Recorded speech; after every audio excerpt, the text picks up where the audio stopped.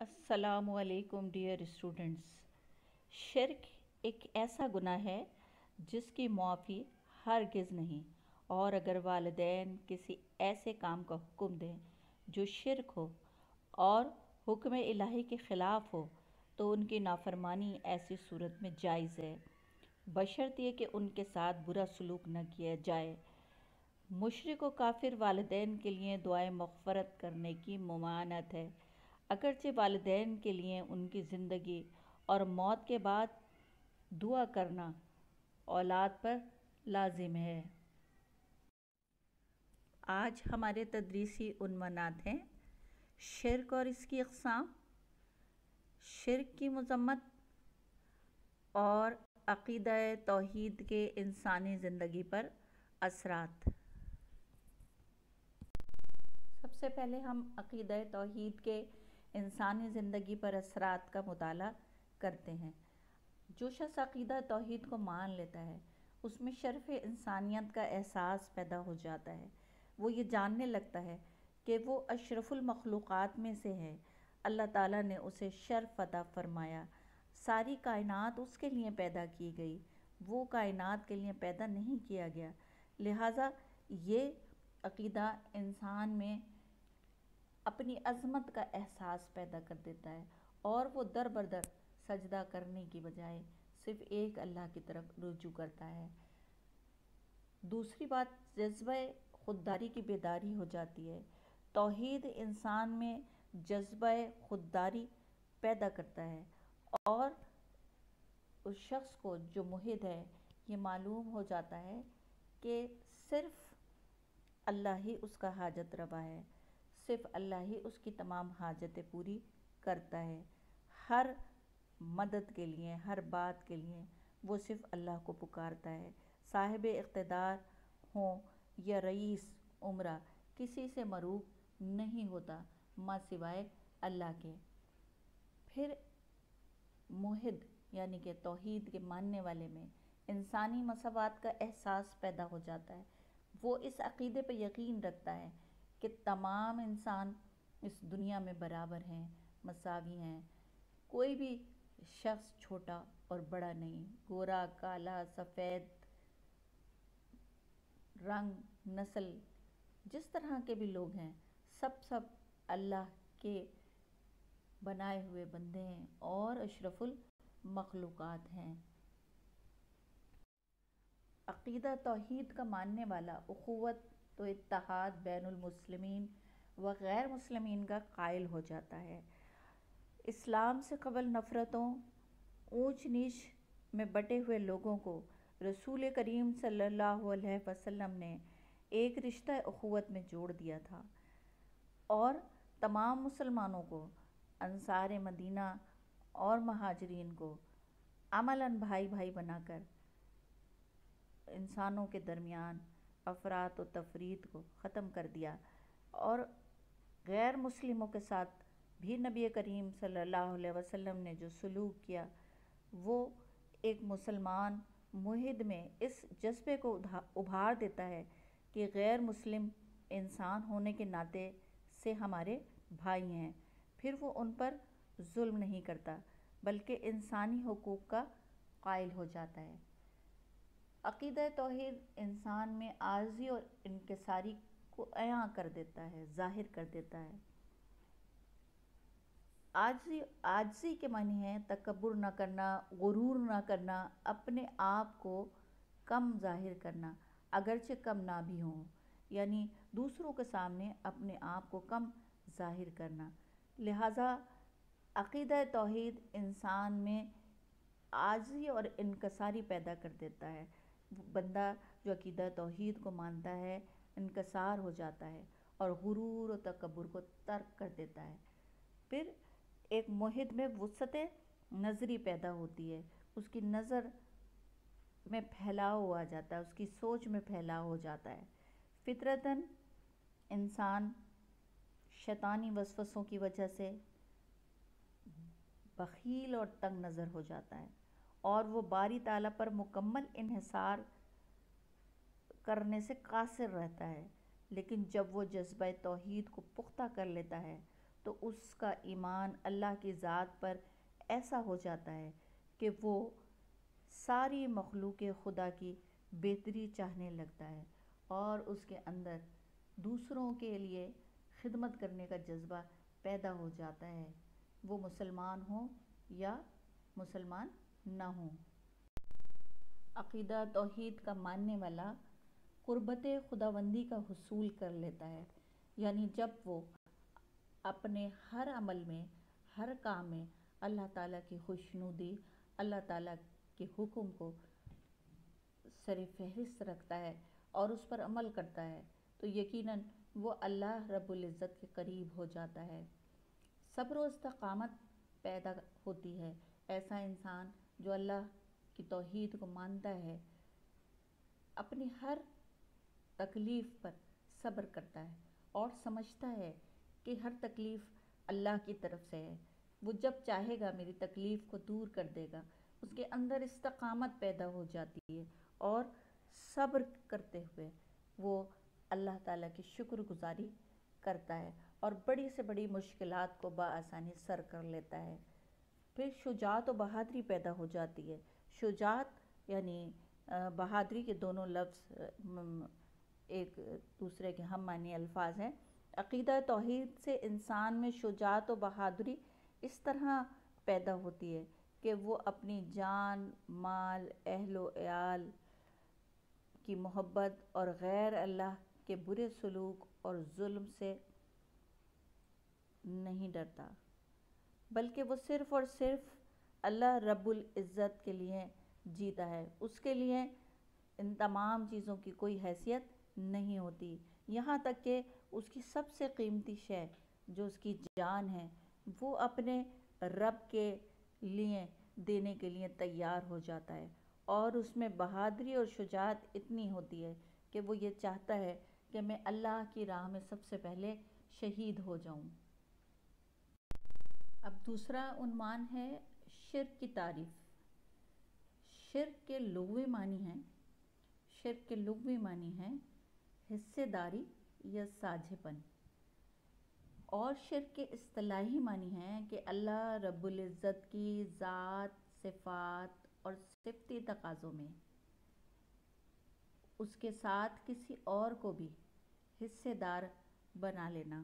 مثال کے طور پر کسی انسان کو اپنا رازق ماننا، کسی غیر اللہ سے اپنے لیے دعائیں مانگنا، مدد طلب کرنا، کسی غیر اللہ کو اپنا حاجت روا سمجھنا، قبروں کو یا پیر و فقیروں کو سجدہ کرنا اور ان کو اپنا حاجت روا تسلیم کرنا شرک کہلاتا ہے۔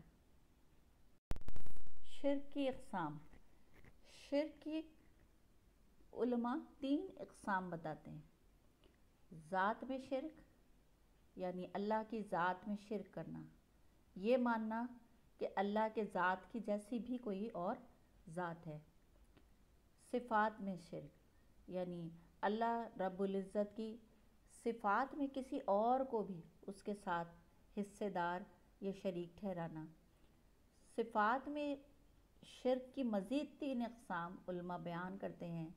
کمالی صفات الہی میں شرک، یعنی اللہ کی وہ صفات جس میں اس کا کمال نظر آئے، اس میں کسی اور کو اس کے ساتھ شریک ٹھہرانا کمالی صفات میں شرک ہے۔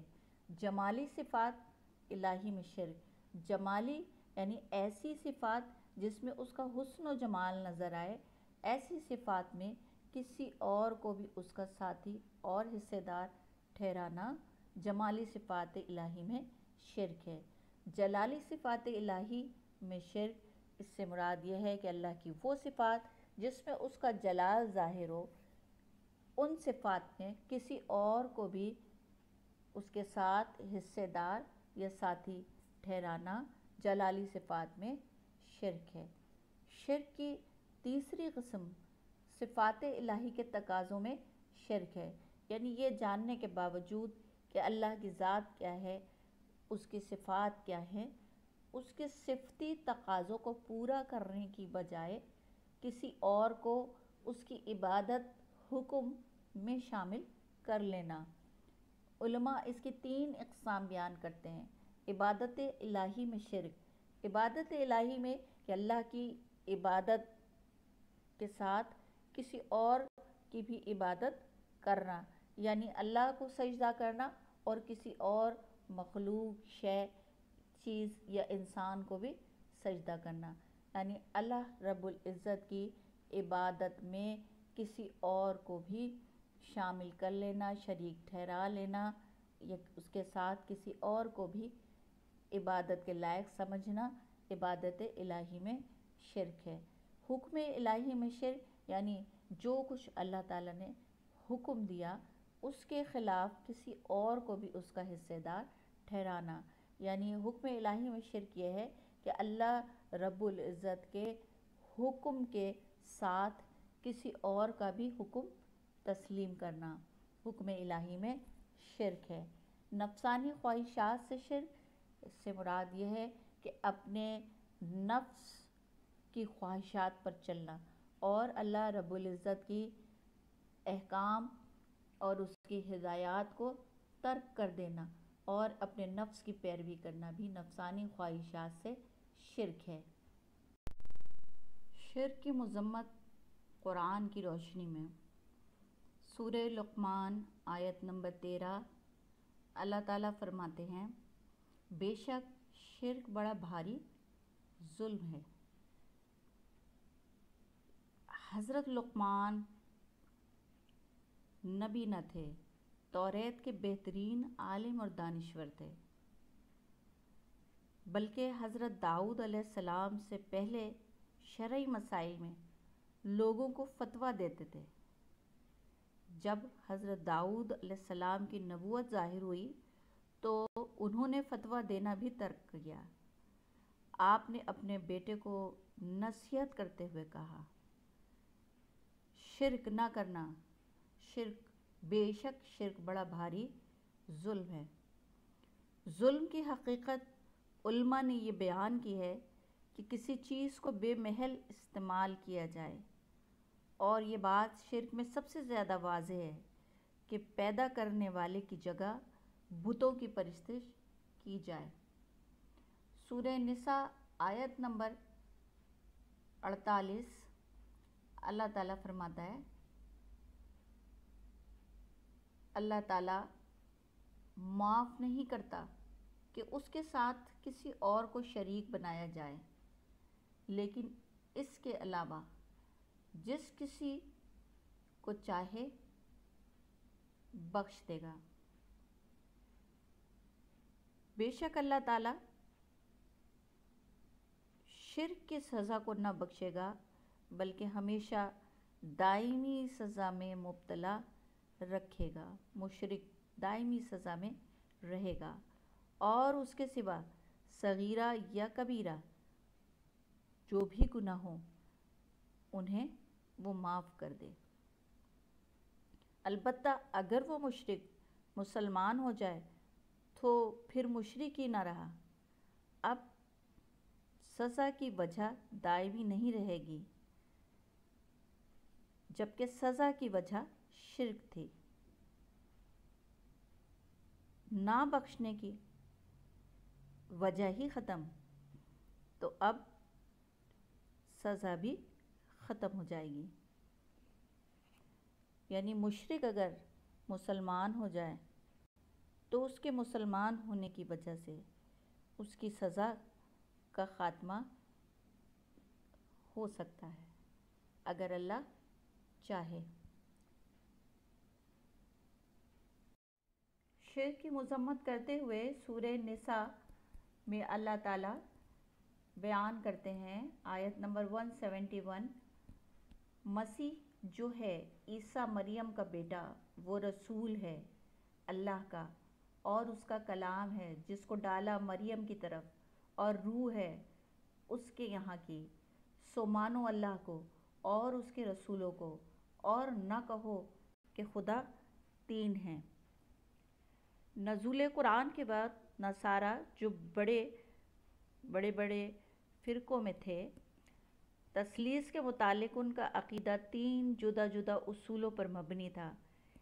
ایک فرقہ کہتا تھا کہ مسیح عین خدا ہیں اور خدا ہی بشکل مسیح دنیا میں اتر آیا ہے۔ دوسرے فرقے کا کہنا یہ تھا کہ مسیح ابن اللہ ہے، اور تیسرا فرقہ یہ دعویٰ کرتا تھا کہ وحدت کا راز تین میں پوشیدہ ہے: باپ، بیٹا، مریم۔ اس جماعت میں بھی دو گروہ تھے۔ دوسرا گروہ وہ حضرت مریم کی جگہ روح القدس کو یعنی فرشتہ جبرائیل کو ثالث کہتا تھا۔ غرض یہ لوگ حضرت مسیح علیہ السلام کو ثالثہ تسلیم کرتے تھے۔ اس لیے قرآن کریم میں تینوں کو جدا جدا بھی مخاطب کیا گیا ہے اور یکجا بھی۔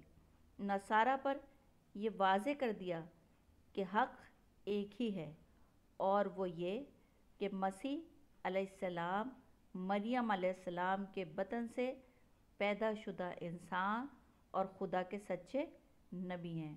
یہود کا عقیدہ حضرت عیسیٰ کے بارے میں علیہ السلام کے بارے میں یہ ہے کہ یہ کرتب دکھانے والا شویدہ باز ہے۔ نصارہ کا عقیدہ ہے کہ وہ خدا ہیں یا خدا کے بیٹے ہیں یا تین کے تیسرے ہیں، اور حضرت موسیٰ علیہ السلام کے پیروکار یہودیت کے ماننے والے بنی اسرائیل، توریت کے ماننے والے اس بات پر یقین رکھتے ہیں کہ عقیدہ توحید تو ہے، اللہ تو ایک ہے، لیکن حضرت عیسیٰ علیہ السلام اللہ کے بیٹے ہیں۔ اس بات کو بھی قرآن پاک میں بیان کیا گیا ہے۔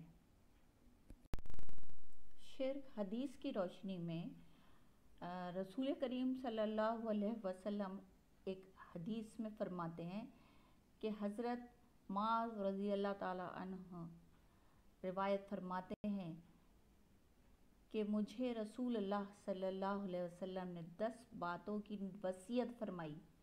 آپ صلی اللہ علیہ وآلہ وسلم نے فرمایا: اے معاذ، اللہ کے ساتھ کسی اور کو شریک نہ ٹھہرانا، اگر تو مارا جائے یا جلایا جائے، یعنی شرک کسی صورت میں نہیں کرنا یہاں تک کہ جان پر بن جائے۔ اگر ایسی نوبت آ جائے کہ کوئی مار ڈالے اور مارنے کے لیے آمادہ ہو جائے، جلایا جائے، جلانے کا مطلب کہ موت کی وہ سختی جو جلنے سے ہوتی ہے، بدن کو جلایا جائے تو بہت سخت محسوس ہوتا ہے، یا انسان اس بات کا احساس کر سکتا ہے کہ اگر میرے بدن کو جلایا جائے تو کیا تکلیف ہوگی۔ جو بھی صورت آئے، لیکن کسی بھی صورت میں شرک نہیں کرنا ہے، اللہ کے ساتھ کسی اور کو شامل نہیں کرنا ہے۔ آپ صلی اللہ علیہ وسلم نے ایک اور حدیث میں فرمایا: سب سے بڑا گناہ کبیرہ اللہ کے ساتھ کسی اور کو شریک ٹھہرانا ہے۔ دوسرا بڑا گناہ کبیرہ ماں باپ کی نافرمانی ہے، اور تیسرا بڑا گناہ کبیرہ اولاد کو قتل کرنا ہے۔ یہ گناہ کبیرہ کے بارے میں علماء تعریف کرتے ہیں کہ گناہ کبیرہ کی تعریف قرآن و حدیث اور اقوال سلف کی تشریحات کے ماتحت ہے کہ جس گناہ پر قرآن میں کوئی شرعی حد یعنی سزا دنیا میں مقرر کی گئی ہے، یا جس پر لعنت کے الفاظ وارد ہوئے ہیں، یا جس پر جہنم وغیرہ کی وعید آئی ہے، وہ سب گناہ کبیرہ ہیں۔ اس طرح ہر وہ گناہ بھی کبیرہ میں داخل ہوگا جس کے مفاسد و نتائج بد کسی گناہ کبیرہ یعنی کبیرہ گناہ کے برابر ہو یا اس سے زائد ہو۔ اس طرح جو گناہ صغیرہ جرات و بے باکی کے ساتھ کیا جائے یا جس پر ملامت نہ کی جائے تو وہ بھی گناہ کبیرہ میں داخل ہو جائے گا۔ یعنی شرک کرنا اتنا بڑا گناہ کبیرہ ہے کہ اللہ تعالیٰ اس کی مذمت میں بار بار فرماتے ہیں کہ شرک کرنے والے کو جہنم کی آگ میں ڈالا جائے گا اور وہ دائمی آگ میں پڑا رہے گا۔ خلاصہ یہ ہے کہ شرک کے معنی ساجھے پن یا حصے داری کے ہیں۔ اللہ کی ذات، صفات و صفتی تقاضوں میں کسی اور کو شامل کرنا شرک ہے۔ شرک کی 3 بنیادی اقسام ہیں اور ہر قسم کے شرک کی مذمت قرآن و حدیث سے ثابت ہے۔ عقل و دانش سے اگر کام لیا جائے تو شرک برائیوں کی جڑ ہے، اور عقیدہ توحید انسان میں مثبت صفات کو جنم دیتا ہے جو فلاح و کامیابی کا راستہ ہے، دین اور دنیا دونوں کی کامیابی کے لیے۔ توحید کو اپنانا ہے اور شرک کو اپنے آپ سے دور رکھنا ہے۔